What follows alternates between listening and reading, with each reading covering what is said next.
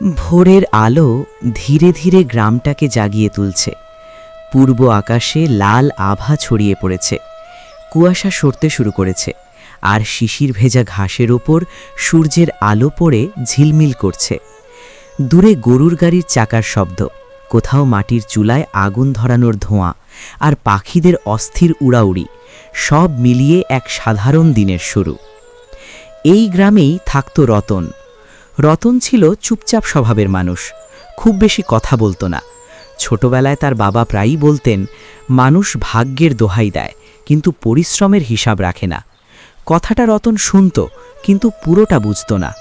সময় বদলালো, বাবা মারা গেলেন, সংসারের দায়িত্ব রতনের কাঁধে এলো। জমি ছিল সামান্য, টাকা প্রায় নেই। শুরু হলো সংগ্রাম। প্রথম বছরেই বৃষ্টি কম পড়ল, ফসল নষ্ট। দ্বিতীয় বছর ঝড়ে ক্ষেত ভেসে গেল। তৃতীয় বছর বাজারে দাম পড়ে গেল। গ্রামের অনেকেই বলল রতনের ভাগ্য খারাপ। রতনও একসময় বিশ্বাস করতে শুরু করল, হয়তো সত্যিই তার কপালটাই খারাপ। কিন্তু একটা জিনিস সে করত, সে হিসাব রাখত। কোন সময় কি বপন করল, কত সার দিল, কোথায় ভুল হলো, সব লিখে রাখত একটা পুরনো খাতায়।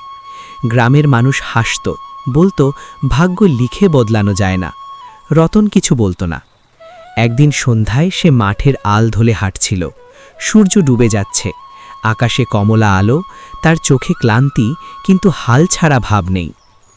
হঠাৎ তার মনে হলো, ভাগ্যের কথা সবাই বলে, কিন্তু কেউ কি কখনো ভেবেছে ভাগ্যেরও একটা মূল্য আছে?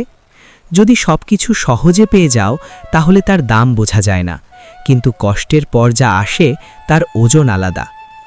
পরের বছর রতন নতুনভাবে পরিকল্পনা করল।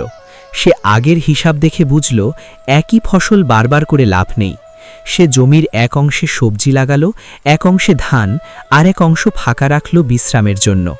লোকজন বলল অতিরিক্ত বুদ্ধি দেখাচ্ছে, কিন্তু রতন জানত একটা ব্যর্থতা মানেই সব শেষ না। সেই বছর ফলন মোটামুটি হলো, খুব ভালো না, খুব খারাপও না। কিন্তু রতন প্রথমবার বুঝল সে ভাগ্যের বিরুদ্ধে লড়ছে না, সে তাকে বুঝতে শিখছে।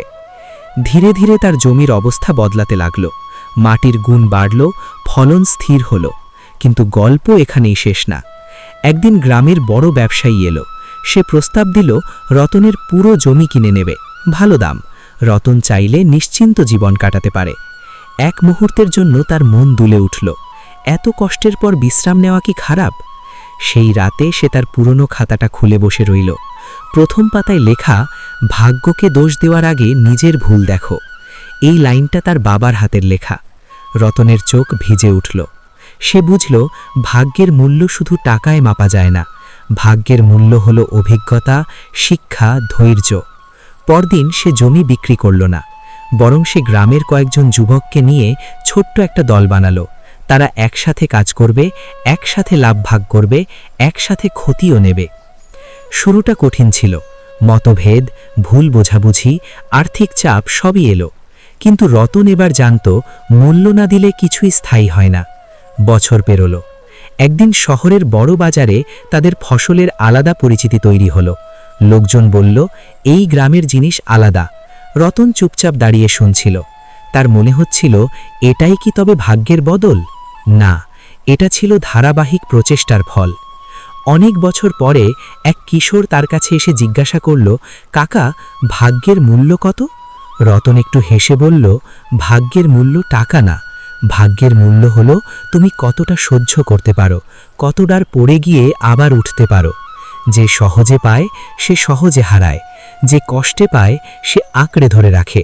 সন্ধ্যা নেমে এলো, মাঠে হালকা বাতাস বইছে। রতন তার জমির মাঝখানে দাঁড়িয়ে আছে। তার হাতে আর কোনো বড় সম্পদ নেই, কিন্তু তার আছে সম্মান, অভিজ্ঞতা আর নিজের পরিশ্রমে গড়া আত্মবিশ্বাস। সে বুঝে গেছে, ভাগ্যকে দোষ দেওয়া সহজ, ভাগ্যকে বুঝে নেওয়া কঠিন, আর ভাগ্যের মূল্য দিতে হলে ধৈর্য লাগে। গ্রামটা আজও ভোরে জেগে ওঠে। শিশির পড়ে, পাখি ডাকে, মানুষ মাঠে যায়। কিন্তু যারা রতনের গল্প জানে তারা জানে ভাগ্য শুধু লেখা না, তার দামও দিতে হয়।